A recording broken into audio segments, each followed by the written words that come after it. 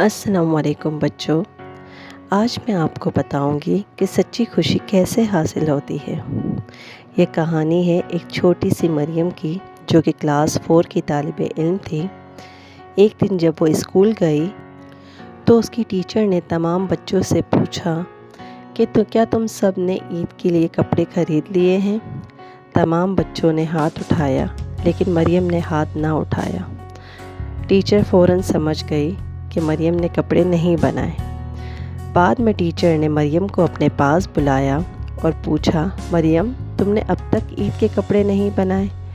تو مریم کی آنکھوں میں آنسو تھے اور مریم نے کہا، ٹیچر میرے بابا بہت غریب ہیں، ہم تو مشکل سے ایک وقت کی روٹی کھاتے ہیں، میرے پاس عید کے کپڑے نہیں ہیں۔ یہ سن کر ٹیچر تھوڑی سی دکھی ہو جاتی ہے۔ ٹیچر کہتی ہے، مریم میں کل تمہارے لیے ڈریس لے کر آؤں گی۔ مریم کہتی ہے، ٹیچر میں آپ سے کچھ بھی نہیں لے سکتی کیونکہ میرے بابا مجھے منع کرتے ہیں۔ اب ٹیچر جو ہے وہ سوچتی ہے کہ کس طرح سے مریم کو کپڑے دیے جائے، تو ٹیچر ایک پلان کرتی ہے۔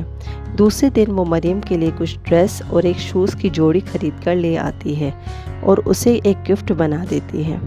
کلاس میں آتے ہی ٹیچر ایک باکس شو کرواتی ہے اور تمام بچوں کو بتاتی ہے کہ اس باکس میں آج ان تمام کلاس کے بچوں کے نام لکھے ہوئے ہیں، اور ان کو ایک گفٹ بھی دکھاتی ہے اور کہتی ہیں کہ میں اس باکس میں سے تمام پرچیوں میں سے ایک پرچی نکالوں گی اور اس پرچی پر جس بچے کا نام بھی لکھا ہوگا یہ گفٹ اسے ملے گا۔ تمام بچے خوش ہو جاتے ہیں اور کوئی کہتا ہے یہ گفٹ ہمیں چاہیے، کوئی کہتا ہے یہ گفٹ ہمیں چاہیے۔ وہیں مریم بیٹھی بیٹھی دل میں اللہ سے دعا کر رہی ہوتی ہے کہ کاش یہ گفٹ مجھے مل جائے۔ ٹیچر جیسے ہی باکس میں سے پرچی نکالتی ہے تو اس میں تو مریم کا نام لکھا ہوتا ہے، کیونکہ ٹیچر کو تو پتہ ہوتا ہے کہ اسے تمام پرچیوں پہ مریم کا نام لکھا تھا۔ اس طرح سے مریم خوشی خوشی دوڑتی دوڑتی آتی ہے اور اپنا گفٹ لیتی ہے ٹیچر سے، اور اس کی آنکھوں میں آنسو ہوتے ہیں، وہ خوشی کے مارے ٹیچرز کے گلے لگ جاتی ہیں۔ تو بچوں، اس کہانی سے ہمیں یہ سبق حاصل ہوتا ہے کہ سچی خوشی تو اصل میں دوسروں کو خوش کرنے میں ہے، تو ہمیں بھی چاہیے کہ ہم ہمیشہ دوسروں کی خوشیوں کا خیال رکھیں۔